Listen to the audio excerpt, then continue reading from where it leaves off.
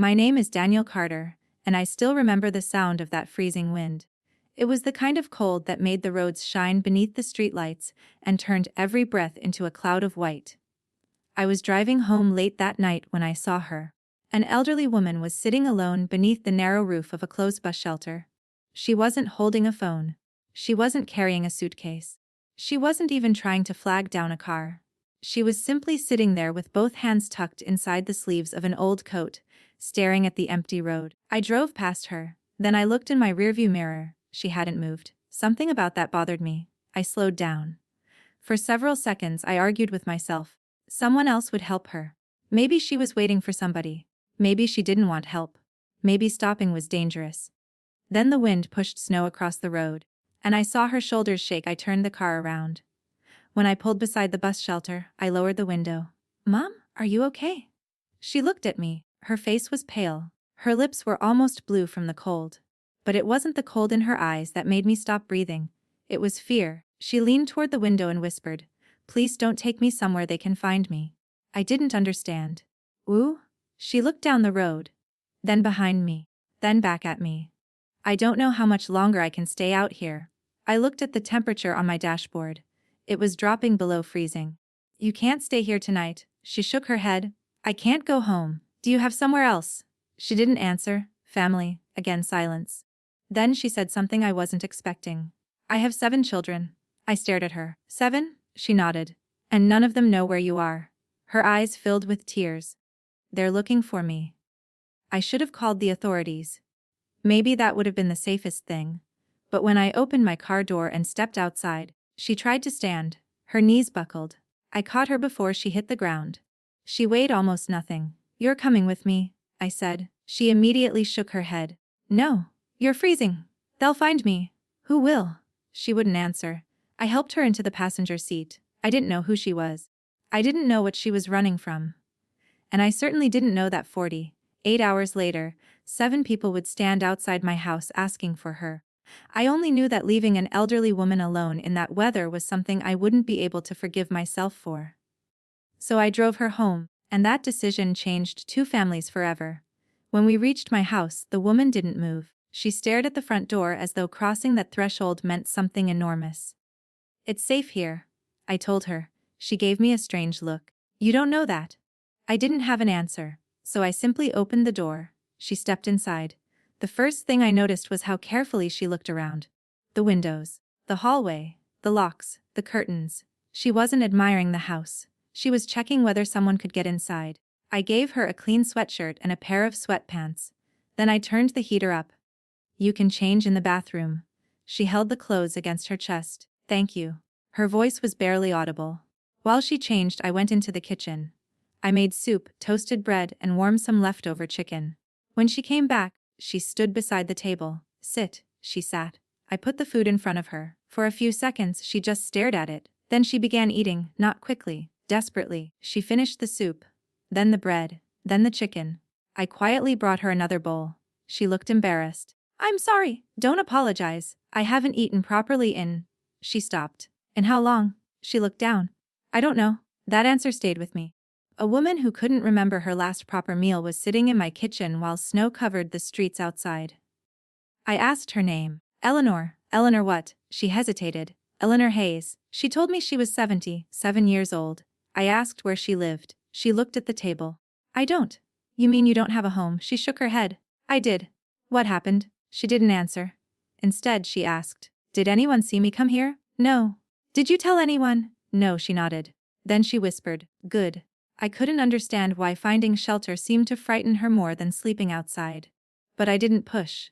That night, I gave her the guest room. Before she closed the door, she looked at me. "You shouldn't have done this." "Done what?" "Opened your door." I smiled. "Get some sleep." She stared at me for another second.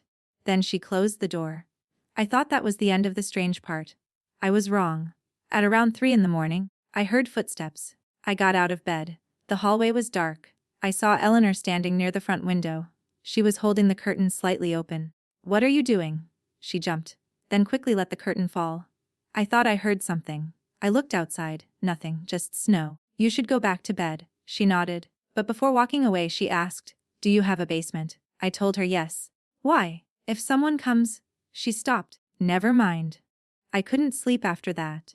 There was something about her story that didn't make sense. If her 7 children were searching for her, why was she afraid they'd find her? The next morning, I found her sitting at the kitchen table. She had already made coffee. She looked better. Still tired, but stronger. "Good morning," I said. She smiled. "Good morning." I put eggs and toast in front of her. This time she ate slowly. Then she asked, "How long have you lived here?" Almost 12. "Mostly." She nodded. "Do you have children?" "No." She looked surprised. "Then you don't understand." "Understand what?" "What it means to lose a family while they're still alive."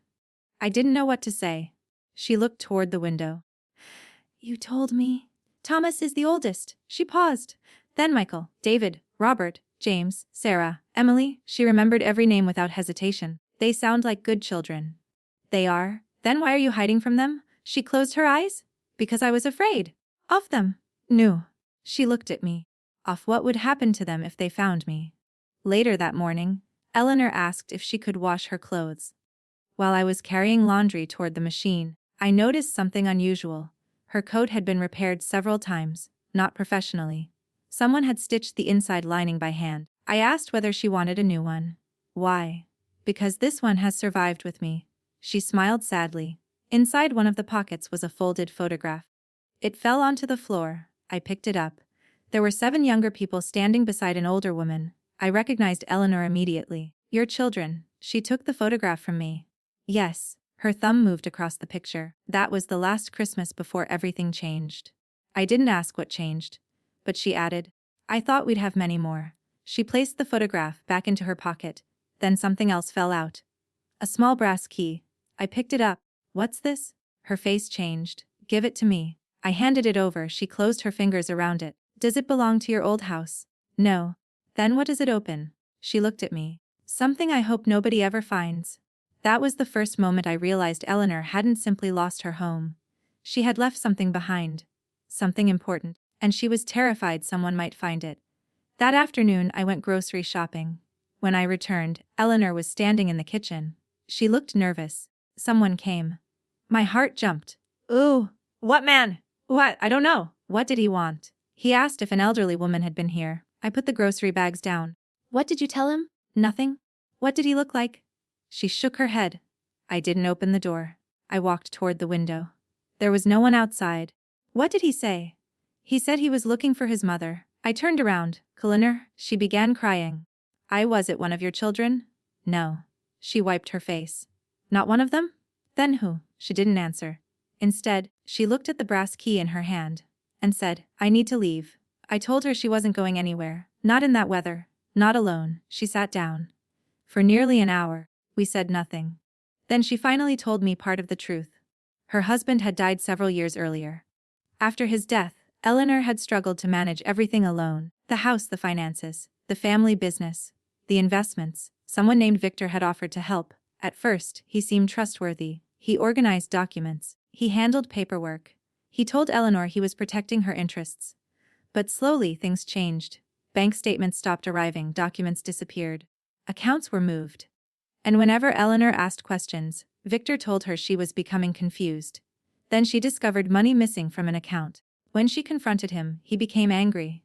He told her that if she caused trouble, her children would suffer. I asked why she hadn't told them. She looked at me.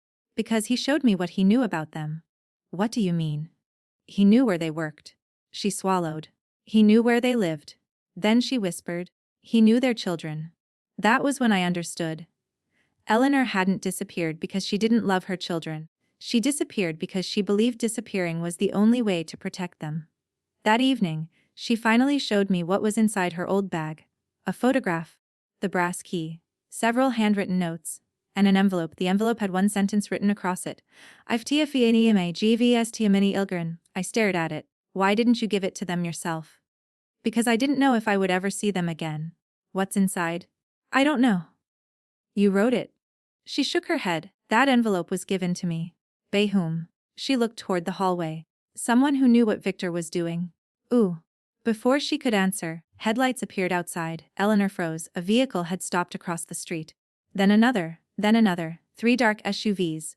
Eleanor stood up so quickly that her chair fell backward. No, I moved toward the window. 7 people were getting out. 3 men, 2 women, 2 more men. I turned toward Eleanor. Are they your children? She couldn't speak. A knock came at the door.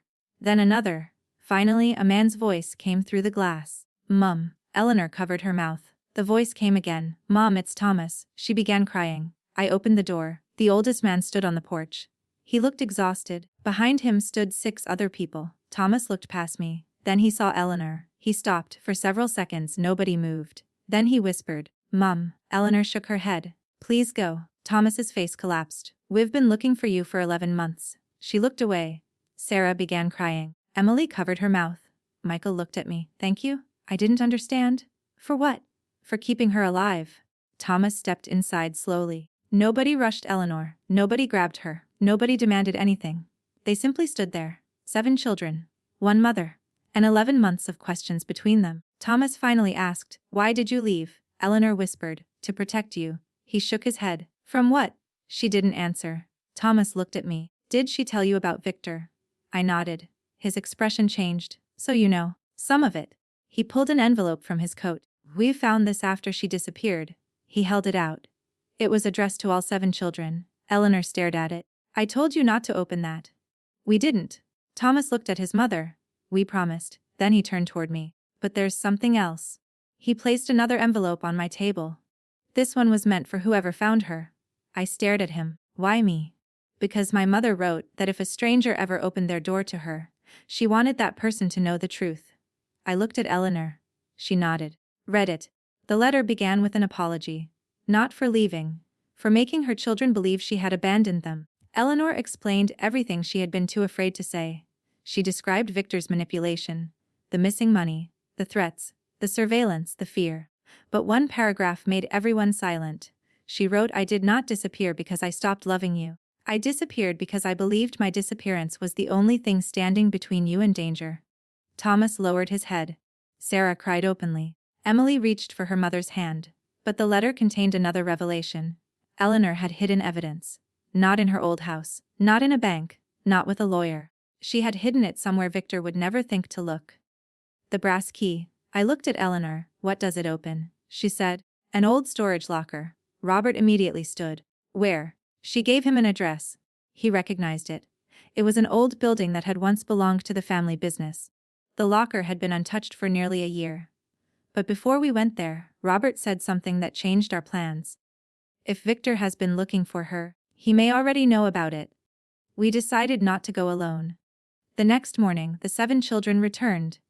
This time they weren't simply looking for their mother. They were looking for the truth. Robert brought copies of bank statements. Michael brought medical records. Thomas brought old emails. Sarah brought photographs. David brought phone records. James had contacted an attorney. Emily had spent the night organizing every date and name they could remember. We spread everything across my dining table. And slowly, a pattern appeared. Victor had been accessing accounts shortly before Eleanor disappeared. A private security company had been hired to monitor the house. Several phone calls had been made from numbers connected to Victor. And one hospital record showed Eleanor had received treatment after she disappeared. The record said she had refused to identify who had hurt her. Thomas stared at the page. She never told us. Eleanor shook her head. I thought telling you would put you in danger. Robert found something else. A payment. Made to a private investigator. The date was 3 days before Eleanor vanished. The description simply said locate a family member ours. Robert looked at Thomas. Why would Victor need to locate your own family if he already knew you? Nobody answered. Then Eleanor said, wasn't trying to find you. We all looked at her. He was trying to find out what you knew. That afternoon we went to the storage facility. Eleanor stayed in the car. Thomas stood beside her. Robert opened the locker with the brass key. Inside was an old metal box. He carried it outside. The lock was already broken. Someone had been inside. Thomas's face went pale.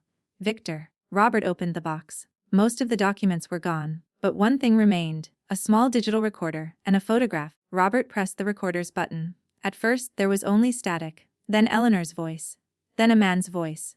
Victor, he was talking to Eleanor. The recording wasn't clear enough to understand every word, but one sentence was unmistakable. If you tell your children, they will lose everything. Thomas closed his eyes. The recording continued. Eleanor asked, "What do you want?" Victor answered. "I want you to disappear." The room went silent. Then came the sound of something falling. The recording ended. Nobody spoke. Eleanor finally said, "Now you know why I left." Thomas walked over to her. "You should have trusted us." "I was afraid." "We were afraid too." He knelt beside her. "But we were afraid without you." Eleanor began crying. Thomas took her hand. "You don't have to disappear again. We didn't confront Victor ourselves. We gave everything to the proper authorities and attorneys.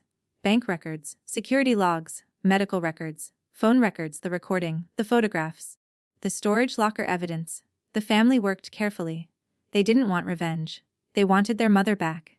And after years of being controlled by fear, Eleanor wanted something too, a choice, her own choice. Weeks passed, then months. The financial investigation uncovered enough irregularities to force a complete review of Victor's involvement. Accounts were frozen. Records were examined. Professionals were brought in. And slowly, Eleanor's family began rebuilding what had been broken. But the biggest change wasn't financial. It was Eleanor. She started sleeping through the night. She stopped checking the windows every few minutes. She began leaving the curtains open. She bought a new coat. She started going to the grocery store. She learned how to use her phone again. And she called her children whenever she wanted. No fear. No permission. No one telling her what she was allowed to do. Just a mother calling her children. One evening, I received a phone call. It was Eleanor. "Daniel." "Yes. Are you busy Saturday? Why?" "I'm making dinner." I laughed. "You don't have to thank me." "I know." "Then why?" There was a pause. "Because you opened your door when nobody else knew where I was." I smiled. "I only gave you a warm meal." "No." Her voice became quiet. "You gave me one night without fear." Saturday arrived. I went to Eleanor's new home. It was small, warm, simple. But there were 7 pairs of shoes near the door, 7 coats hanging in the hallway, and laughter coming from the kitchen. Thomas was arguing with David about something. Sarah was setting the table. Emily was carrying food. James was fixing a loose cabinet door. Michael was making coffee. Robert was showing his mother a document. And Eleanor was standing in the middle of all of them, smiling. The woman I had found sitting alone in freezing weather now had 7 children filling her home. She looked at me. "Come in." I stepped inside. She handed me a plate, rice, warm gravy, the same meal I had given her that first night. I looked at her. "You remembered?" She smiled. "I remember everything about that night." Then Thomas raised his glass. "To Daniel." Everyone looked at me. I shook my head. Thomas smiled. "Just one." He lifted his glass. "Sometimes a door is more than a door." Everyone became quiet. It can be the first place someone feels safe again. Eleanor looked down at the table. Then she reached for my hand. "Thank you." I squeezed her hand. "You're welcome." But honestly, I don't think I was the one who changed Eleanor's life. I think that night changed mine. Because before that night, I believed helping someone meant solving their problem. I thought you needed money, resources, connections, a perfect plan. But Eleanor taught me something different. Sometimes help begins with something much smaller. A warm room, a hot meal, a locked door, a listening ear, and the willingness to stay when someone is afraid. I never found out exactly how many people drove past Eleanor that night. Maybe dozens, maybe hundreds. But I know I almost became one of them. And that thought still bothers me. Because when someone is standing alone in the cold, we often see only what is visible. An old coat, a tired face, a person without a home. We don't see the years behind them. We don't see the family they lost contact with. We don't see the fear they're carrying. We don't see the decisions they made to survive. And we certainly don't know how one small act of kindness might change what happens next. Eleanor didn't need me to save her entire life that night. She needed somewhere safe to sleep, that's all. One night, one door, one meal. But that small decision gave her enough time for her children to find her.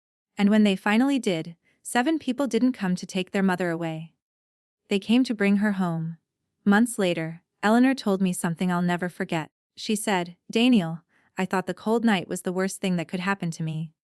Then she smiled. I was wrong. The worst thing was believing I had to face everything alone. That sentence stayed with me. Because sometimes the hardest part of suffering isn't the pain itself. It's believing nobody will come, nobody cares, nobody will open the door, nobody will listen. And that's why I remember that night. Not because 7 children eventually arrived. Not because of the secrets we uncovered. Not because of the investigation. I remember it because, for a few minutes, I had a choice. I could keep driving. Or I could turn around. I'm grateful I turned around. Because if I hadn't, Eleanor might have remained alone in that freezing night. And 7 children might have spent even longer wondering where their mother had gone. Sometimes we imagine that changing someone's life requires a huge sacrifice. But maybe it doesn't. Maybe it begins with noticing. Maybe it begins with stopping. Maybe it begins with asking, "Are you okay?" And then actually waiting for the answer. If this story reminded you that one small act of kindness can matter more than we realize, don't forget that there may be someone around you who needs exactly that kind of kindness today. Thank you for staying with me until the end. If you enjoyed this story, please like the video, subscribe to the channel, and turn on notifications so you don't miss the next story. And remember, you never know whose life might change when you simply choose to open the door.